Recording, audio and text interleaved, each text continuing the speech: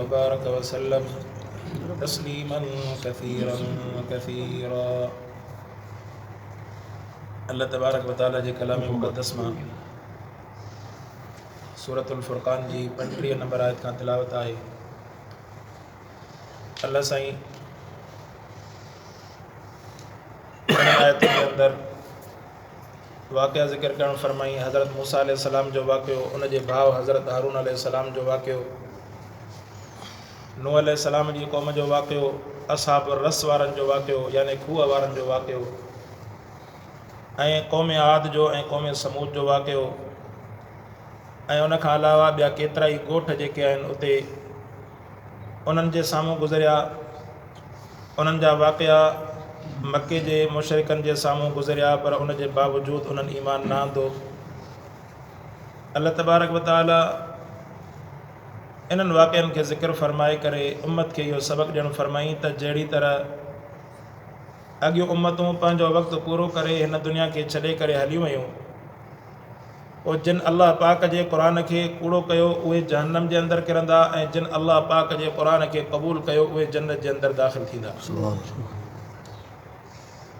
इहो कामयाबी जो रस्तो आहे। इहो अल्लाह पाक जे तरफ़ जेको आहे वठी थो वञे, इहो रब जी रज़ा जो रस्तो आहे, ऐं इन में कंहिं बि क़िस्म जो शक ऐं शुबो न आहे। जेको अल्लाह पाक जे क़ुर जे अंदरि शक ऐं शुबो करे उन जे ईमान जे अंदरि ख़लल आहे। क़ुर तमामु शुकूक ऐं शुबहात खां पाक आहे। अल्लाह तबारक व तआला इन क़ुर खे, ऐं अवां ॾिसो त दुनिया जा जेके बि किताब आहिनि उहे क़ुर जे मुक़ाबिले जे अंदरि उन्हनि जी का बि हैसियत न आहे। क़ुर सभिनीनि किताबनि खां आला किताब, महफ़ूज़ किताब, ज़बर ज़ेर महफ़ूज़ हिन क़ुर पाक जी। अल्लाह तबारक व तआला इन क़ुर जो कमु उन्हनि माण्हुनि खां वठण थो फरमाए जेके बज़ाहिर दुनिया जे तख़्ते ते कमज़ोर आहिनि, पर अल्लाह पाक उन्हनि खां हिन क़ुर जी ख़िदमत जो कमु वठी करे दुनिया जे अंदरि अल्लाह पाक उन्हनि जे सीननि जे अंदरि क़ुर खे महफ़ूज़ करण थो फरमाए। दुनिया खे ॿुधाइणु फरमाई त अल्लाह पाक जे क़ुर खे कंहिंजी ज़रूरत न आहे, बल्कि जेको इंसान अल्लाह जे क़ुर सां मुनसलिक थियो, अल्लाह तबारक व तआला उन खे क़ुर जे इत्तिबा जे करे रब साईं उन जे जिस्म खे ऐं उन जे रूह खे रब साईं पाक करण थो फरमाए। जीअं तव्हां हिन कपिड़ो ॾिसो, कपिड़ो त कपिड़े जहिड़ो, हिन खां वधीक महांगा कपिड़ा हूंदा, पर क़ुर पाक खाइण जे वक़्त में माण्हू हिन खे पहिरियां चुमंदो, क़ुर खे बाद में चुमंदो। छो त हिन जी निस्बत आहे अल्लाह जे क़ुर सां। निस्बत इंसान खे आगाहींदी आहे, निस्बत इंसान खे कामयाबु बणाईंदी आहे। ये अवां ऐं असांजी निस्बत आहे अल्लाह जे क़ुर सां, असांजी निस्बत आहे रब जे घर सां, मस्जिद सां, असांजी निस्बत आहे उलमाए किराम सां, असांजी निस्बत आहे दीन जे मरकज़नि सां, दीन जे मुतालिक़ीन सां। इन्हनि निस्बतुनि जे करे अल्लाह तबारक व तआला हक़ जे रस्ते ते रब साईं हलाइणु फरमाईंदो। ऐं रब पाक जीअं उलमा फरमाईंदा आहिनि त अवां ॾिसंदा त कॾहिं कॾहिं जेकॾहिं को अनाज हूंदो आहे न, त अनाज जे अंदरि दाणा असली ऐं ख़ालिस दाणा बि हूंदा आहिनि, पर उन्हनि सां गॾु हुजण जे करे भितर बि उन्हनि सां गॾु उन ई क़ीमत में तोड़िया वेंदा आहिनि जंहिं क़ीमत सां अनाज उतरंदो आहे। सुभान अल्लाह। बेशक तव्हां दाल ॾे ॾिसो, कणिक ॾे ॾिसो, ऐं जेको आहे चांवरनि जे तरफ़ नज़र कयो, कॾहिं कॾहिं उन्हनि जे अंदरि भितर बि जेके तुरी ईंदा आहिनि, क़ीमत उहा ई लॻंदी 100 रुपयो किलो चांवर जो, त उन में जेको नंढो भितरड़ो हूंदो उनजी बि क़ीमत 100 रुपयो किलो। त इहे भितर ऐं पथर उन्हनि जी निस्बत जेका आहे जॾहिं कंहिं असली शइ सां गॾिजी पई, त अल्लाह तबारक व तआला उन्हनि खे बि उन्हनि सां गॾु तोरे करे अॻिते हलाइण थो फरमाए। उलमा फरमाइनि था अवां पंहिंजी निस्बत क़ुर वारनि सां ॻंढियो, दीन वारनि सां ॻंढियो, ऐं अल्लाह जे हबीब जे मुहबत कंदड़नि सां ॻंढियो। इन निस्बत जे करे सुभाणे भला खणी असां असली जेके दाणा न पिए थियूं, भला निस्बत जे करे भितरनि वांगुरु अल्लाह पाक उन पंहिंजे ख़ासि ॿारनि सां गॾाए करे जन्नत जे अंदरि दाख़िला था फरमाए। इहा बि कामयाबी, सुभान अल्लाह। इहा कामयाबी आहे, इहा का मामूली ॻाल्हि न आहे, मज़ाक़ न आहे। जीअं हारून रशीद खे कंहिं वक़्त जे माण्हुनि रिपोर्ट ॾिनी त साईं जेके गवर्नर आहिनि, इहे गवर्नर उन्हनि जे बारे में अहिड़े क़िस्म जूं शिकायतूं अचनि थियूं, चयूं त अवां उन्हनि गवर्नरनि खे हटाए करे उन जी जाइ ते जेके क़ुर पढ़ियल हुजनि, हाफ़िज़ हुजनि क़ुर पाक जा, उन्हनि खे गवर्नर लॻायो।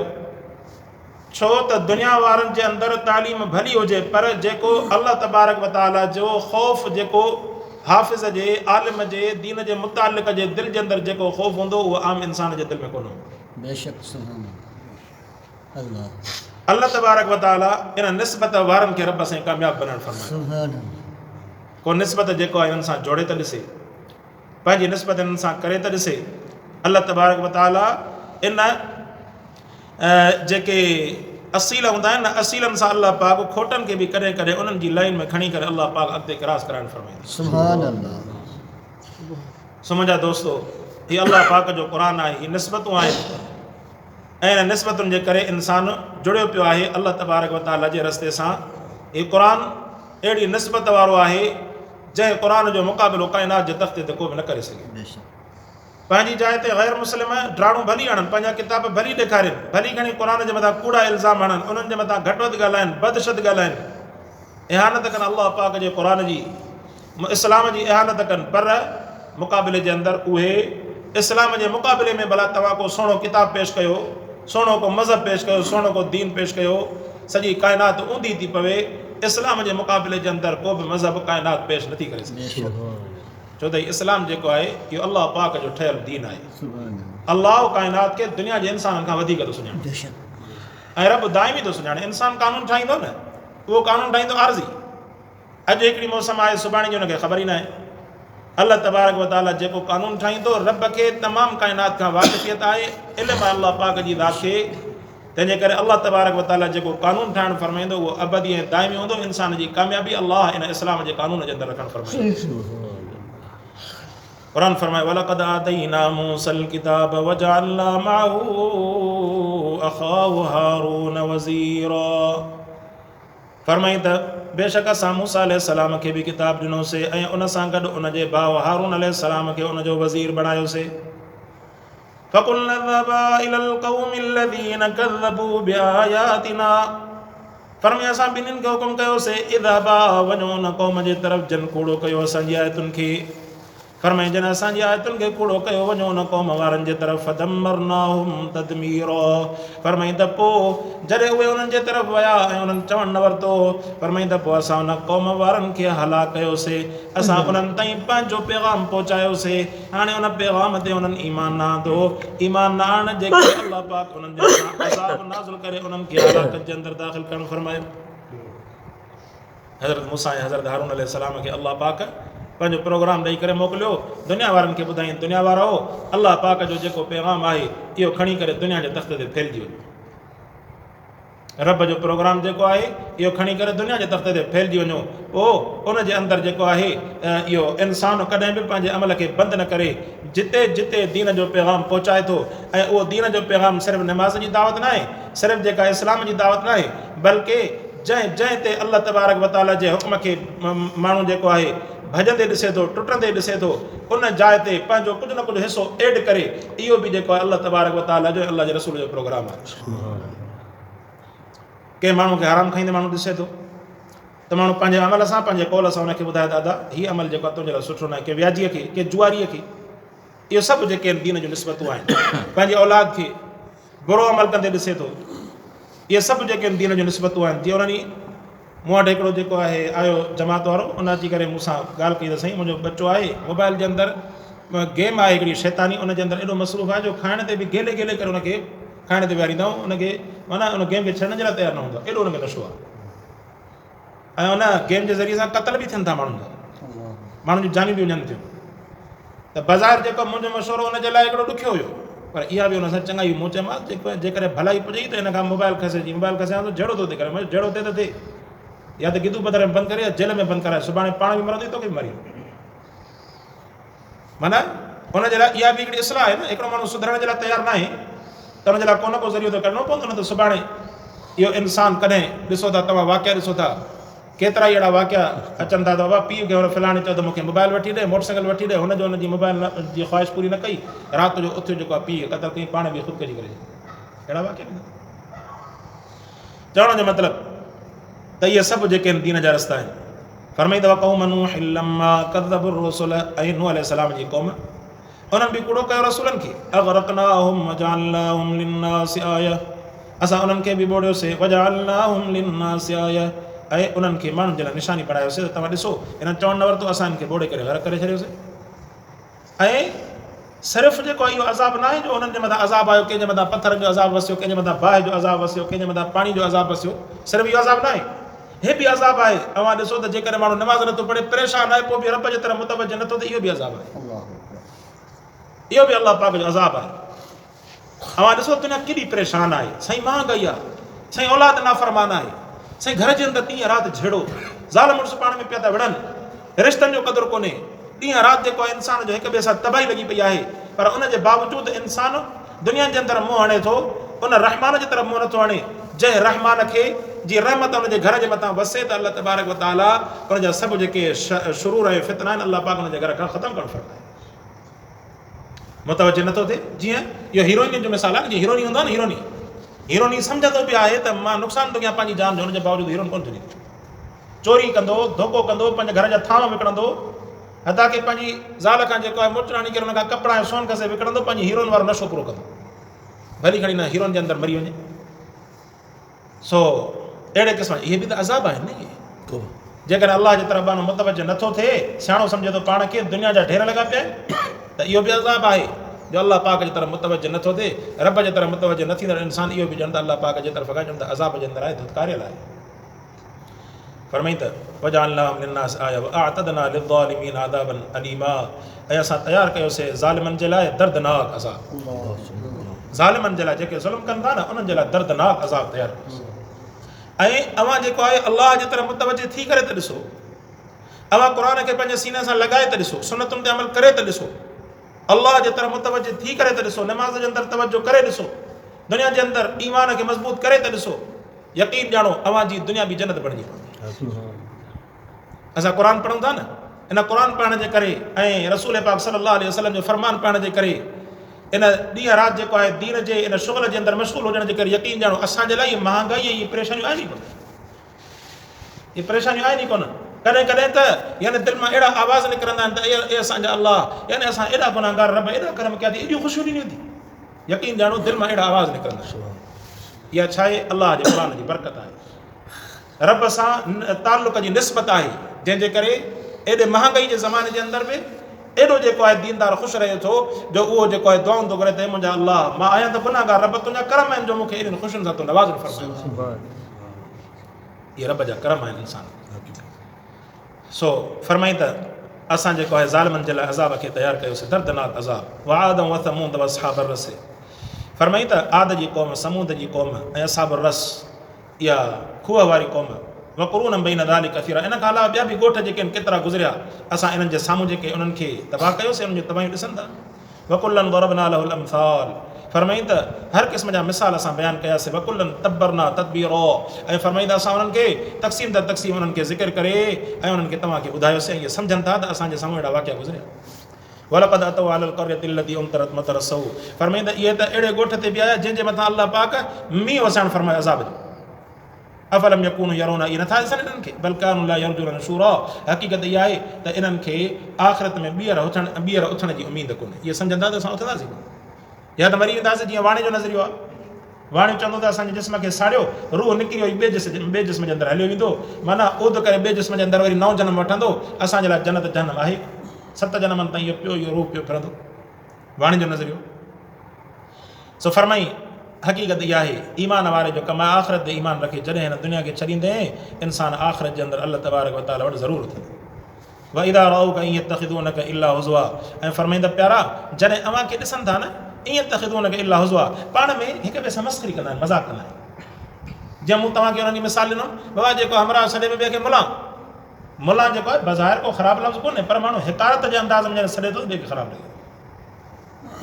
त अहिड़े नमूने सां इहा आदत सिर्फ़ु अॼोके जाहिलनि जी न आहे, बल्कि अॻु में बि रसूलनि खे अलाह पाक फरमाए त रसूल अव्हां खे जॾहिं ॾिसनि था त इहे मज़ाक़ में हिक ॿिए खे चवंदा अहादल्लज़ी बअसल्लाहु रसूला, हे ॾिसो ग़रीब, न को हिन वटि माल आहे, न बाग़नि जो मालिक आहे, न हिन वटि ज़मीनूं आहिनि, न हिन वटि को जाइदाद आहिनि, न ख़ानदान जेको सरदार आहे, हिन खे अलाह रसूल बणायो।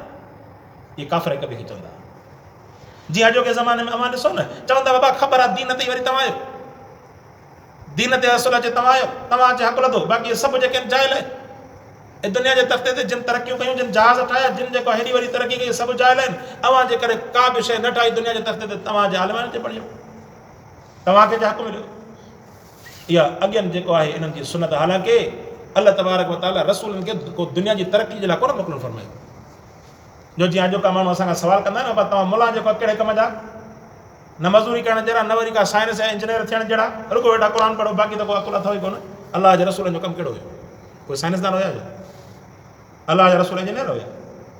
को रसूल हुयो जेको इंजीनियर हुजे, साइंसदान हुजे, या दुनिया जेके इन जे अंदरि अलाह पाक हुनखे अलाह पाक ॾे हा त ॾेई सघे पियो, पर अलाह पाक उन्हनि खे ख़ासि हिन कम जे लाइ मोकिलणु फरमायो ताकी दुनिया जे तख़्ते ते वञी करे इन क़ौम खे मां अलाह जे रस्ते जे तरफ़ छॾियो, बसि तव्हांजो वॾे में वॾो कमु इहो आहे। तंहिंजे करे दुनिया जे तख़्ते ते वॾे में वॾो अहम कमु अलाह जे रस्ते जे तरफ़ दावत ॾियणु, दीन जे तरफ़ दावत ॾियणु आहे। फरमाईंदा वइदा रअौक इन यत्तखिदूनक इल्ला हुज़वा हाज़ा अल्लज़ी बअस अल्लाहु रसूला इन काद लयुज़िल्लुना अन आलिहतिना। चवनि था हिक ॿिए खे पाण में त क़रीब हुयो जो हे असांखे बि गुमराह करे हा पंहिंजे माबूदनि खां।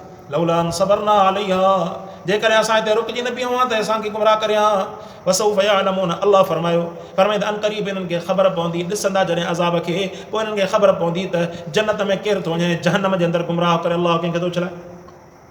काफ़िर पाण ई ॾिसंदा, अन क़रीब इन्हनि खे ख़बर पवंदी, मरंदा मरण खां बाद में ख़बर पवंदी त क़ुर वारा जन्नत में था वञनि, या दुनिया जा इहे फटाका हणंदड़ ऐं क़ुर जा मुखालिफ़ ऐं दीन ऐं इस्लाम जा मुखालिफ़ मोहम्मद मुस्तफ़ा जे दीन जा दुश्मन जन्नत जे अंदरि था वञनि, इहा पाण ई ख़बर पइजी।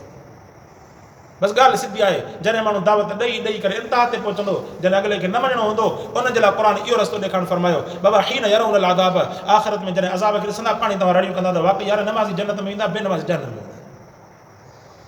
फरमाईंदा अरअयत मन इत्तख़ज़ इलाहहु हवा, फरमाईंदा अरअयत, छा तूं ॾिसे थो, मन इत्तख़ज़ इलाहहु हवा, इन्हनि जेको आहे पंहिंजे नफ़सानी ख़्वाहिशुनि खे पंहिंजो माबूद बणायो। इहे दुनिया जे अंदरि इंसान पंहिंजी नफ़सानी ख़्वाहिशुनि जी ॼण त पूॼा था कनि।